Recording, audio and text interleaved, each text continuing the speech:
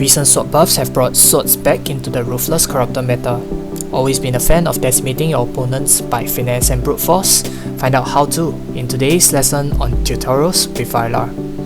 Hey guys, welcome back to my channel, Viola here. I finally got this new logo, check it out, it's pretty cool right? For those first time visiting this channel, I play this awesome game called Albion online and teach new players how to play different weapons in fights. My videos will teach you the necessary skills for surviving the ruthless fights you'll be facing next time. Due to popular demand, I'll be starting off a Broadsword tutorial series. If you find such content useful, subscribe. I'll be making more of such videos. Share with your friends, your support is greatly appreciated. With that, let's begin today's first lesson on Broadswords. Swords are amazing at close quarter combat. It excels at defense and offense, for solo PvP and for mob clearing.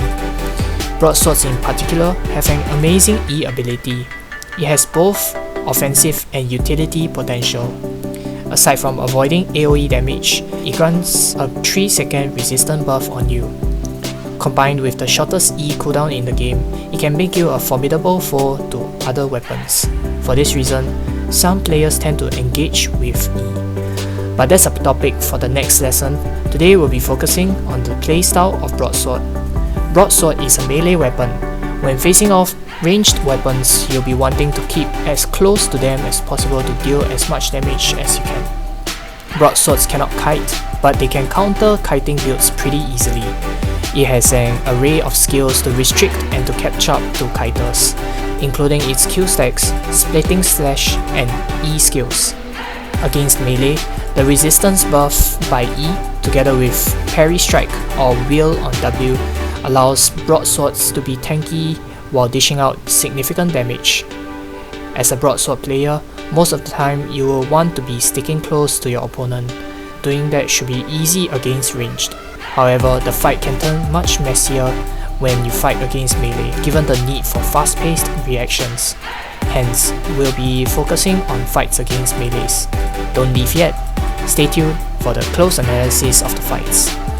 Build and skills aren't the most important here. What's more crucial is you learn the general concept of Broadsword's playstyle first.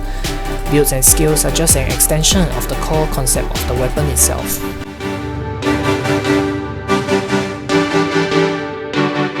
Our first fight is against a broadsword. There's nothing too special with his build here. Against another broad build, you should however expect to face off against Infernal Shield rather than ambush, as that gives a bigger edge in sustained fights. As much as you should stick close to players as a broadsword, there are small details in the fight that you should pay attention to, like enemy buffs.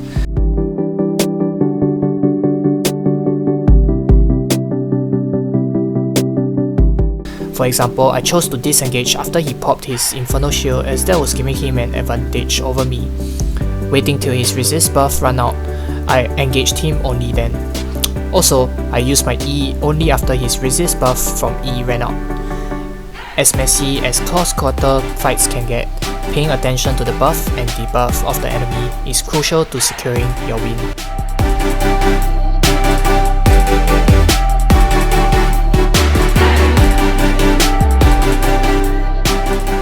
This will be exemplified again in the second fight against Bear Paws. Bear Paws are becoming increasingly popular for clear speed and its PvP potential. E cooldown is greatly reduced if it hits at least one enemy player. You'll therefore need to try to force them to miss the E. The close quarter playstyle of broadswords can be used to gain an edge here. A broadswords player can build Q stacks and just circle the Bear Paws, making it much harder for them to break it and land the E. If you do end up in an unavoidable AoE, using parrying strike will reflect all the damage back at them. As much as possible, use your natural mobility to your advantage. You should be much more mobile than the Bear Paws, so watch for the buff and debuff to decide the distance between you and him. You guys are my motivation to making such content in the future. Like and subscribe, you'll be supporting this channel. Our third opponent is against another broadsword. As explained previously, pay attention to the details of the fight and adapt your playstyle to it. A small tip: consider using parrying strike when you see he gets 3Q. Most players tend to E after. Another tip, don't use your E after he used his. You'll get much less value out of it. Wait for the resist buff to run out and then use it. You'll deal much more damage by doing so.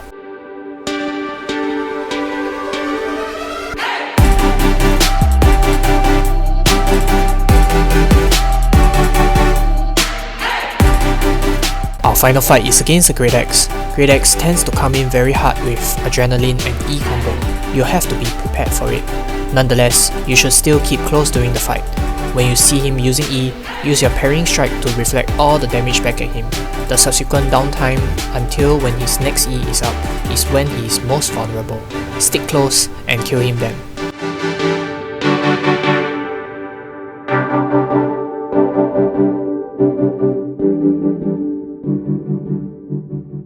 That's it for the lesson. As always, like the video if you like the content, share with your friends, comment what build or weapon you want me to make a tutorial series on, and most importantly, subscribe for more lessons.